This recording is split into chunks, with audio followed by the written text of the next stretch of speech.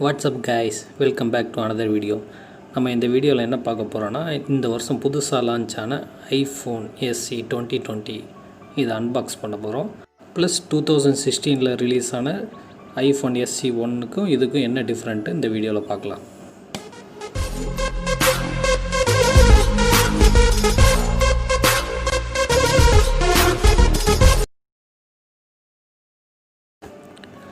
இதுதான் iPhone SE 2020யோட box. இப்போ அந்த பாக்ஸில் என்னெல்லாம் கொடுத்துருக்காங்கன்னு பார்க்கலாம். மேலே வந்து அந்த ஐஃபோன் ஃபோட்டோ, சைடில் ஐஃபோன் எழுதியிருக்காங்க, இந்த சைட்லேயும் ஐஃபோனு, அப்படி மேலே அவங்களோட லோகோ, பிராண்ட் லோகோ, ப்ளஸ் கீழேயும் அவங்களோட பிராண்டோட லோகோ போட்டிருக்காங்க. இப்போ நான் வாங்கியிருக்கிறது வந்து 128 GB மாடலு. எவ்வளோ ரேமுன்னு இதில் மென்ஷன் பண்ணல. அதுக்கப்புறம் அது கீழே ஒரு சின்ன ஸ்பெசிஃபிகேஷன்லாம் கொடுத்துருக்காங்க. அதை அங்கே வச்சுட்டு, இது வந்து ஐஃபோன் SE 2016 ரிலீஸ் ஆனது. இப்போ அதை வச்சுட்டு நம்ம ஐஃபோனை வந்து அன்பாக்ஸ் பண்ணலாம். கவரை ஃபஸ்ட்டு பிரிச்சுருவோம். மேலே உள்ள கவரை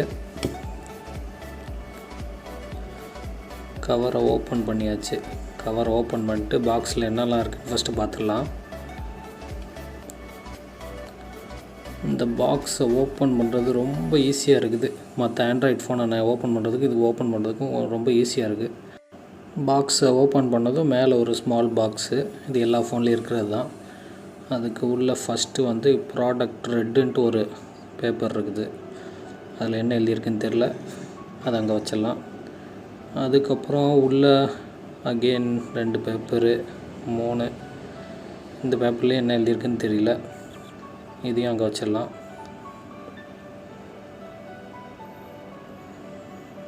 அதுக்கப்புறம் எல்லா ஆப்பிள் ப்ராடக்டில் இருக்க மாதிரி ஆப்பிள் ஸ்டிக்கர் 2 கொடுத்துருக்காங்க, அதையும் அங்கே வச்சுட்டு, அதுக்கப்புறம் சிம் எஜெக்டர் பின்னு அது ஒன்று கொடுத்துருக்காங்க, அதையும் உள்ளே வச்சிடலாம்.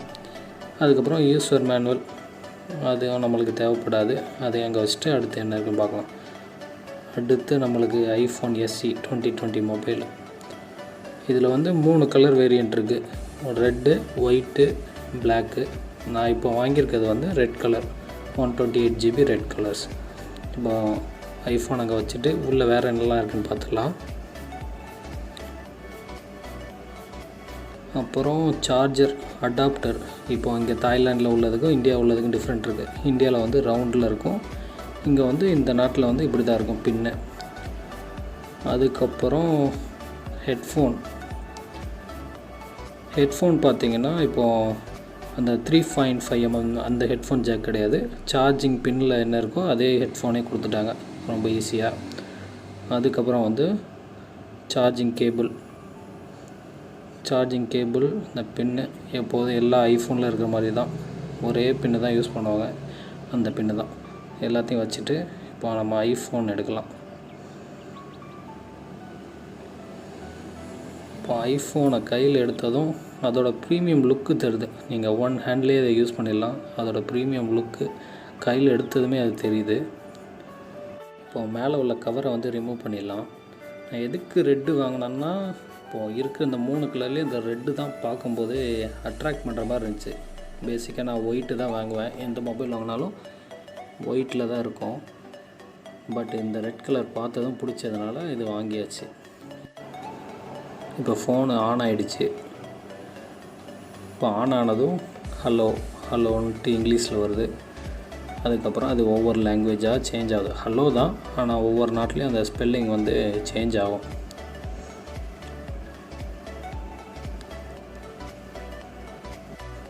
அப்புறம் அந்த ஃபோனில் மெயினாக அந்த A13 இப்போ ரீசெண்டாக லான்ச் ஆன ஐஃபோன் 11 Pro Max அதில் உள்ள சிப்பு அப்படியே கொடுத்துருக்காங்க இதில்.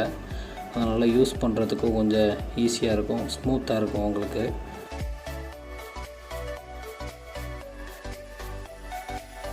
இப்போ அந்த மொபைலோட ரைட் ஹேண்ட் சைடில் வந்து ஆன் ஆஃப் சுவிட்சு, ப்ளஸ்ஸு உங்களுக்கு சிம் இந்த சைடு போட்டுக்கலாம், ரைட் ஹேண்ட் சைடு.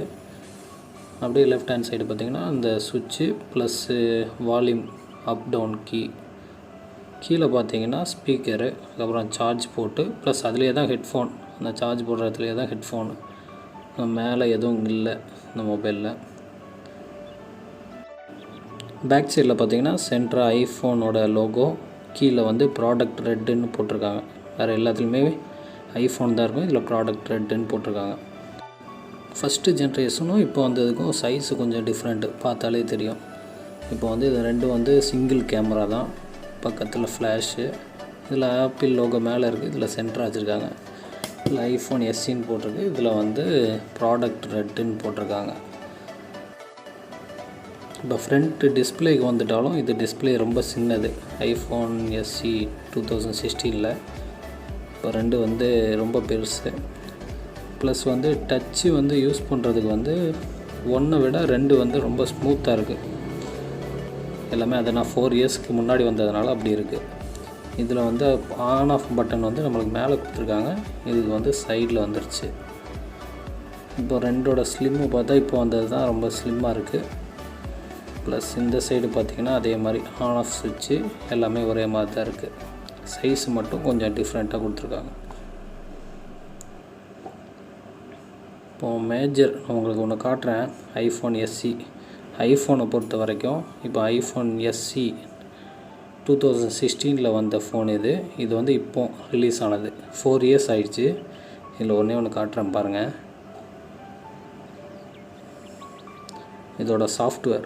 இதோட சாஃப்ட்வேர் பார்த்திங்கன்னா இப்போது என்னோடது அப்டேட் ஆகிருக்கு 13.7. இதில் அப்டேட் கேட்டிருக்கு 13.7. 4 இயர்ஸ்க்கு முன்னாடி வந்ததும் இப்போ உள்ளதும் ஒரே iOSல ரன் ஆகுது. இப்போ அடுத்த iOS 14 வந்து இன்னொரு 1 வீக்கில் அப்டேட் ஆகிடும். அதுக்கப்புறம் அந்த iOS 14 வந்து நம்ம என்னென்ன ஃபியூச்சர்லாம் கொடுத்துருக்காங்கன்ட்டு நான் அடுத்த வீடியோவில் சொல்கிறேன். இந்த வீடியோ பிடிச்சிருந்துச்சின்னா லைக் பண்ணுங்கள், ஷேர் பண்ணுங்கள், கமெண்ட் பண்ணுங்கள். வீடியோ பிடிக்கலனாலும் டிஸ்லைக் பண்ணுங்கள், அதையும் கமெண்டில் சொல்லுங்கள். அடுத்த வீடியோவில் வந்து கரெக்ட் பண்ணிக்கலாம். பாய்.